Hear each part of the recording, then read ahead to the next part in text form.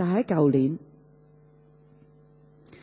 舊年，當阿廖啟智去忙完佢一大堆嘅工作，拍完佢嘅電影，有安靜落嚟嘅時間休息嘅時候，嗰幾個星期，我睇住佢好似一個成個冧咗咁樣，好低沉，頭耷耷啊，即係又唔剃鬚啊，哇！啲頭又唔梳啊咁樣。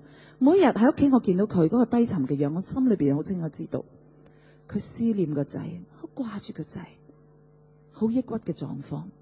但係呢個作為太太嘅，由於我好有能力去過我每一日，我就睇佢有啲唔順眼，有喺我心裏邊咧，我對於男性有一個我自己既定嘅諗法同埋形象，我覺得男人應該係堅強嘅，好有能力嘅，好似領袖咁帶住我哋行嘅。但係點解我老公哇一劈嘢咁喺屋企度愁眉苦面，毫無喜樂，毫無力量，我有啲怕怕地。我有啲逃避，於是我成日日就借頭借路就去探訪人啊，去街啊，我就喺屋企，我就避開，唔想喺屋企嗰度見到佢呢個咁頹廢嘅樣。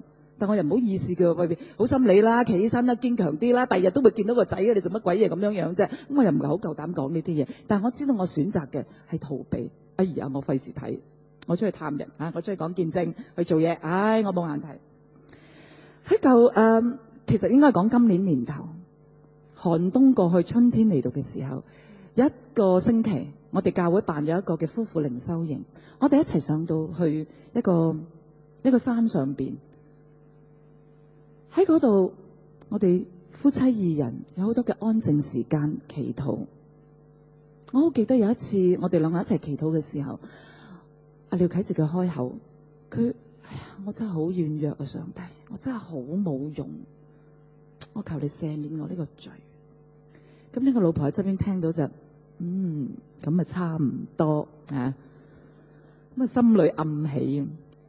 但係好奇怪，當日嘅下晝，我自己一個人去行山，喺個山上面行下行嘅時候，我睇到一嚿石頭，唔知點解我就定咗型去睇呢個石頭，睇下嘅時候，我紛紛覺得呢個石頭似咩？似一個山仔。於是乎我就諗起耶穌釘十字架嗰個嘅髑髏地，嗰個各各他山，呢嚿嘢真係幾似。於是乎我就喺度繼續睇。我忽然間睇到，我諗翻起耶穌當我要釘上十字架嘅時候嗰一段路，佢行得好辛苦。我唔知有冇人睇過受難曲啊？哇，俾人鞭到哇血人咁樣，然之後好辛苦孭住個十字架一路孭上山，中間係冇力嘅，又跌又剩。卒之呢個羅馬兵啦，有得頂佢唔順，哎呀，咁執住一個路人咧，哎，你幫我孭埋個十字架上去啦。喺嗰剎那度，我睇到主耶穌，佢係一個好軟弱嘅形象。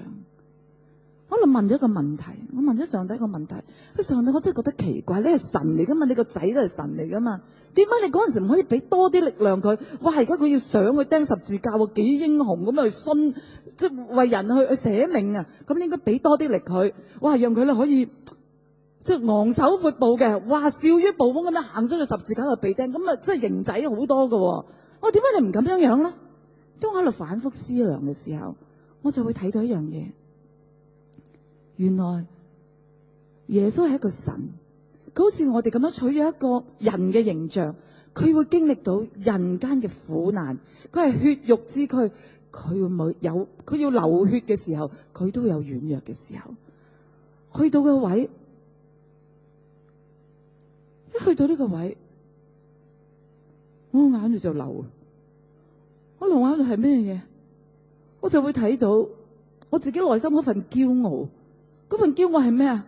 我掂啦！你睇下，我就算死一個仔，我仍然有能力企起身。哇！點解我老公要咁冇用？原來喺我裏邊，我係咁唔能夠接納我丈夫，同埋我咁睇佢唔起。但係上帝就俾一幅主耶穌釘十字架嘅圖畫俾我睇到。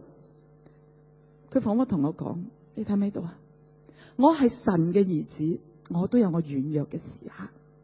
難道軟弱係一個罪咩？當你個弟兄孭佢十字架嘅路，佢冇力嘅時候，請你喺側邊扶佢一把，可以嗎？我心裏邊難過到不得了。其實我丈夫就好似我一個弟兄咁樣，一齊走呢條十字架嘅路。人生嘅路係唔容易行，點解我哋有做夫婦？正正係我哋要彼此扶持，呢個係上帝嘅心意，而我就選擇咗拒絕佢，睇佢唔起。於是乎嗰個晚上，我哋再喺埋一齊嘅時候，喺個營嘅裏邊，我哋走去同廖啟智講話，對唔住，其實過去嗰幾個星期，我見到你咁低沉，其實我心裏邊好拒絕你，我好抗拒。我同佢講，對唔住，我作為一個妻子，其實喺呢幾個星期裏邊，我冇企喺你嘅身邊，成為你嘅扶持，並且我睇你唔起，我請你原諒我並且好想話俾你聽，原來軟弱唔係罪嚟嘅，你唔使認罪。原來主耶穌都有佢軟弱嘅時候，軟弱絕對唔係罪嚟嘅，係嘛？老公啊，你要傷心，你要難過，你要低沉 ，OK 嘅，冇問題嘅。呢度有個膊頭，隨便仆落嚟。奇怪嘅係，當呢個妻子願意去表達佢接納佢丈夫嘅時候，好奇妙。由嗰日開始，廖啟智就企翻起身，佢有能力去過佢嘅生活，佢唔再低沉。我睇到嗰種嘅奇妙就係，原來上帝係可以俾我哋有愛嘅能力，並且將呢種嘅愛去俾其他人嘅時候，其他人就會被祝福。